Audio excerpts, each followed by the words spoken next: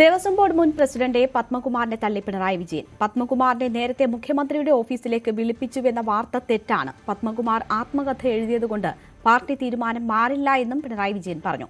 ശബരിമല സ്ത്രീ പ്രവേശനത്തിൽ താൻ ചതിക്കപ്പെടുകയായിരുന്നുവെന്ന് മുൻ ദേവസ്വം ബോർഡ് പ്രസിഡന്റ് പത്മകുമാർ വെളിപ്പെടുത്തിയിരുന്നു. സ്ത്രീകളെ പ്രവേശിപ്പിക്കുന്നതിന് മുൻപായി തന്നെയും പോലീസ് ചുമതലയിലുണ്ടായിരുന്ന ശ്രീജിത്ത് IPSനെയും തിരുവനന്തപുരത്തേക്ക് വിളിച്ചു വരുത്തിയതിൽ പത്മകുമാർ ഗൂഢാലോചന ആരോപിച്ചിരുന്നു. ശബരിമല സ്വർണ്ണക്കൊള്ളയിൽ പ്രതിയേർക്കപ്പെട്ട് ജയിലിലായിട്ടും എന്തുകൊണ്ട് പത്മകുമാറിനെതിരെ നടപടിയെടുത്തില്ല എന്ന ചോദ്യം തെരഞ്ഞെടുപ്പ് ഘട്ടത്തിലുടനീളം CPM നേതൃത്വം നേരിട്ടതാണ്. നടപടികൾ ഉണ്ടാകും, അത് പിന്നീട് കുറ്റപത്രം കൊടുത്ത ശേഷം മാത്രം മതി എന്ന തീരുമാനമാണ് അന്ന് സംസ്ഥാന സെക്രട്ടറി MV ഗോവിന്ദൻ അടക്കമുള്ളവർ പരസ്യമായി പറഞ്ഞത്. പക്ഷേ തെരഞ്ഞെടുപ്പ് അവലോകന റിപ്പോർട്ടിൽ CPM കണ്ടെത്തിയത് കീഴ്ഘടകങ്ങളിൽ നിന്ന് ചർച്ചയിലൊക്കെ ഉയർന്നു വന്നത് ശബരിമല സ്വർണ്ണക്കൊള്ളയിൽ ജയിലിലായിട്ടും പത്മകുമാറിനെതിരെ പാർട്ടി നടപടിയെടുക്കാത്തത് വലിയ തിരിച്ചടിയായി എന്നുള്ളതാണ്. ആ സാഹചര്യത്തിലാണ് പത്മകുമാറിനെതിരെ നടപടിയെടുക്കുമെന്ന് സംസ്ഥാന സെക്രട്ടറി ഈ അവലോകന റിപ്പോർട്ട് അംഗീകരിച്ച് സംസ്ഥാന സമിതിക്ക് ശേഷം വ്യക്തമാക്കിയത്. അതിനെ തുടർന്നാണ് ഇപ്പോൾ പത്മകുമാർ സമ്മർദ്ദ നീക്കവുമായി CPMനെ ഒരു ബ്ലാക്ക്മെയിൽ നീക്കം എന്ന് തന്നെ പറയാവുന്ന തരത്തിലുള്ള നീക്കം നടത്തുന്നത്.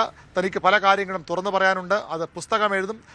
മാത്രമല്ല CPMന്റെ സംസ്ഥാന നേതൃത്വം കൂടി ഇടപെട്ട്, അല്ലെങ്കിൽ അന്ന് മുഖ്യമന്ത്രിയായിരുന്ന പിണറായി വിജയൻ്റെ ഓഫീസ് ഇടപെട്ടാണ് ശബരിമല യുവതികൾ കയറിയ ദിവസം ശബരിമല യുവതീ പ്രവേശനത്തിന് എതിർ നിലപാടെടുത്ത തന്നെ ശബരിമലയിൽ നിന്ന് ബോധപൂർവ്വം മാറ്റി നിർത്തിയത്, തന്നെയും IG ശ്രീധരനെ മാറ്റി നിർത്തിയെന്ന ഒരു ആരോപണം കൂടി പത്മകുമാർ അയാളുമായി ബന്ധപ്പെട്ട കേന്ദ്രങ്ങൾ വഴി പ്രചരിപ്പിക്കുന്നുണ്ട്. CPMനെ പ്രതിരോധത്തിലാക്കാൻ ലക്ഷ്യമിട്ടും നടപടി ഒഴിവാക്കാനുള്ള നീക്കമാണ് ഇതെന്നുമാണ് വിലയിരുത്തൽ.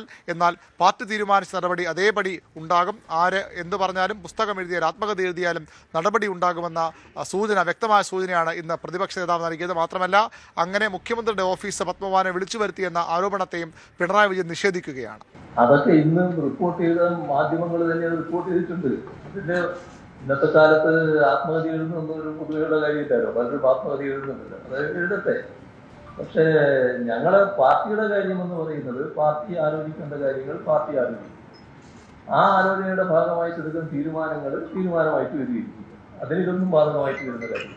അദ്ദേഹത്തെ സംബന്ധിച്ചുണ്ടായ കാര്യങ്ങളും പാർട്ടി സംസ്ഥാന സെക്രട്ടറി പറഞ്ഞല്ലോ കാര്യങ്ങൾ.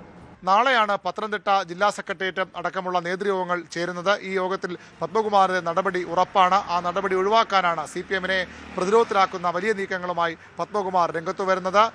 തോമസ് ഐസക് ഉൾപ്പെടെയുള്ള നേതാക്കൾ ഇടപെട്ട് പത്മകുമാറിനെ അനുനയിപ്പിക്കാനും ശ്രമിക്കുന്നുണ്ട്. അങ്ങനെയല്ലെങ്കിൽ താൻ പുസ്തകം എഴുതും, അതിൽ ശബരിമല യുവതീ പ്രവേശന കാലത്ത് എന്തിനെ അവിടെ നിന്ന് തന്നെ മാറ്റി നിർത്തിയെന്ന ചോദ്യത്തിന് CPM മറുപടി പറയേണ്ടി വരും. അതുപോലെ തന്നെ ശബരിമല സ്വർണ്ണക്കൊള്ളയിലും ഏത് സാഹചര്യത്തിലാണ് അത്തരമൊരു തീരുമാനത്തിന് കൂട്ടുനിന്നത്, അല്ലെങ്കിൽ സ്വർണം പുറത്തേക്ക് കൊണ്ടുപോകാനുള്ള തീരുമാനത്തിന് കൂട്ടുനിന്നത് ഏത് സാഹചര്യത്തിലാണ് എന്ന കാര്യത്തിൽ വെളിപ്പെടുത്തലുണ്ടാകുമെന്നാണ് പത്മകുമാർ അയാളുമായി അടുത്ത കേന്ദ്രങ്ങൾ വഴി പ്രചരിപ്പിക്കുന്നത്. CPMനെ സമ്മർദ്ദത്തിൽപ്പെടുത്തി പാർട്ടി നടപടി ഒഴിവാക്കാനുള്ള നീക്കമാണ് പത്മകുമാർ ഇപ്പോൾ നടത്തുന്നത്. അതിന് CPM വഴങ്ങില്ല എന്നാണ് ഇപ്പോൾ പിണറായി വിജയൻ വ്യക്തമാക്കുന്നത്. എന്താണ് നാളെ സംഭവിക്കുന്നതെന്ന് കാത്തിരുന്ന് കാണേണ്ടി വരും.